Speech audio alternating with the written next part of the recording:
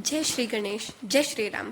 प्रिय सनातन प्रेमियों, जैसा कि आपको पता है कि हम हर हफ्ते अपने धर्म से जुड़े कुछ रोचक तथ्य आप लोगों के साथ साझा करते हैं। आज इसी संदर्भ में हम आप लोगों के लिए एक ऐसा ज्योतिर्लिंग लाए हैं जिसे पांडवों ने अपने वनवास काल में स्थापित किया था और जिसका द्वार पश्चिम की ओर खुलता है। अन्यथा सभी मंदिरों के द्वार पूर्व या उत्तर दिशा में खुलते हैं, जिन्हें शुभ माना जाता है। तो चलिए अब आप लोगों का ज्यादा समय न बर्बाद करते हुए शुरू करते हैं आज की इस वीडियो को। जय महाकाल। शिव महापुराण और अन्य धार्मिक ग्रंथों में 12 ज्योतिर्लिंगों को साक्षात भगवान शिव से उत्पन्न माना गया है, लेकिन इनमें से 2 ज्योतिर्लिंग की भौगोलिक स्थिति को लेकर अलग अलग मत देखने को मिलते हैं। इनमें नागेश्वर ज्योतिर्लिंग और वैद्यनाथ ज्योतिर्लिंग सम्मिलित है। नागेश्वर ज्योतिर्लिंग के बारे में कुछ लोगों का मानना है कि यह गुजरात में द्वारका के समीप स्थित है, तो कुछ का मानना है कि यह ज्योतिर्लिंग महाराष्ट्र के मराठवाड़ा में स्थित ओंधा अर्थात उल्टा नागनाथ मंदिर है। वहीं वैद्यनाथ ज्योतिर्लिंग को लेकर भी कोई मानता है कि यह झारखंड के देवगढ़ में स्थित है, तो कुछ का कहना है कि यह ज्योतिर्लिंग महाराष्ट्र के बीड जिले में पर्ली वैजनाथ में स्थित है। आइए आज जानते हैं महाराष्ट्र के ओंधा में स्थित नागेश्वर ज्योतिर्लिंग के विषय में। ओंधा नागनाथ मंदिर महाराष्ट्र राज्य के हिंगोली जिले में स्थित है। यह एक प्राचीन शिव मंदिर है। यह मंदिर केवल हिंदू धर्म में ही नहीं बल्कि सिख धर्म में भी बहुत महत्वपूर्ण है, क्योंकि इसका उल्लेख श्री गुरु ग्रंथ साहिब में किया गया है। इस मंदिर के बारे में कहा जाता है कि भगवान शिव ने अपने एक भक्त नामदेव के समर्पण और श्रद्धा को देखते हुए इस मंदिर का मुख घुमा दिया था। तो जैसा कि आपको पता है, आज हम एक ऐसे मंदिर के बारे में जानेंगे जिसका द्वार पश्चिम की ओर खुलता है, ना कि पूर्व या उत्तर दिशा की ओर, और उस मंदिर का नाम है ओंधा नागनाथ मंदिर। आइए इस मंदिर की कहानी जानते हैं। एक बार नामदेव नाम के भक्त ओंधा नागनाथ मंदिर गए। उस मंदिर में पुजारी जाति व्यवस्था में विश्वास करते थे। मंदिर में पहुंचने के बाद नामदेव बैठे और भगवान की पूजा करने लगे, लेकिन पुजारियों ने उनकी बाह पकड़ ली और उन्हें मंदिर से बाहर निकाल दिया। पुजारियों ने कहा कि आप इस मंदिर में पूजन और परिक्रमा नहीं कर सकते, क्योंकि आप एक निम्न जाति से आते हो। पुजारियों द्वारा इस व्यवहार से नामदेव को गहरी चोट लगी और वह मंदिर से निकाले जाने के बाद मंदिर के पीछे गए और भगवान की पूजा करने बैठ गए।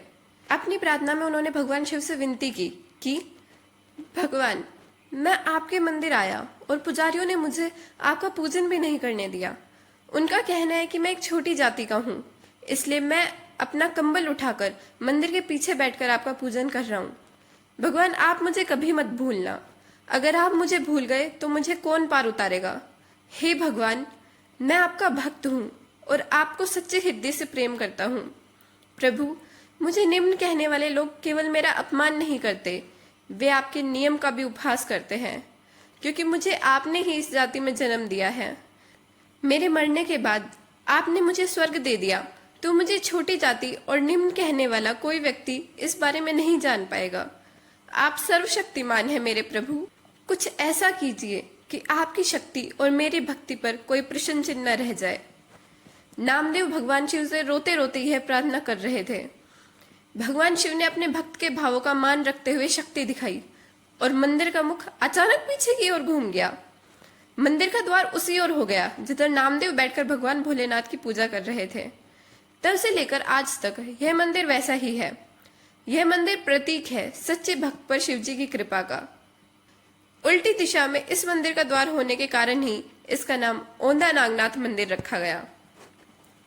भक्त नामदेव के इस भक्ति और प्रभु भोलेनाथ के इस चमत्कार का वर्णन सिख धर्म के पवित्र ग्रंथ गुरु ग्रंथ साहिब में पृष्ठ संख्या 1292 पर मिलता है। इस कारण सिख धर्म में भी यह तीर्थ बहुत महत्वपूर्ण माना जाता है। सिख धर्म के संस्थापक गुरु नानक के बारे में कहा जाता है कि जब उन्होंने इस क्षेत्र की यात्रा की थी तब वह ओंधा नागनाथ मंदिर में दर्शन के लिए आए और इसके बाद भक्त नामदेव की जन्मस्थली नरसी बामनी भी गए थे। तभी से नामदेव को सिख धर्म में भक्त नामदेव के रूप में भी माना जाता है। अब जानते हैं कि इस ज्योतिर्लिंग की स्थापना कैसे हुई थी। मान्यता है कि अपने वनवास काल के दौरान पांडव यहाँ आए थे और इस स्थान पर कुछ समय के लिए रुके थे। उस समय उनकी गाय पानी पीने के लिए समीप ही नदी तट पर जाती थी। पानी पीने के बाद उन गायों का दूध अपने आप नदी में बह जाता था, मानो गाय नदी को दूध भेंट कर रही हो। एक दिन भीम ने इस चमत्कारी घटना को देखा। उसने तुरंत धर्मराज युधिष्ठिर को इस घटना के बारे में बताया। तब धर्मराज ने कहा, निश्चित रूप से कोई दिव्य शक्ति यहाँ स्थित है।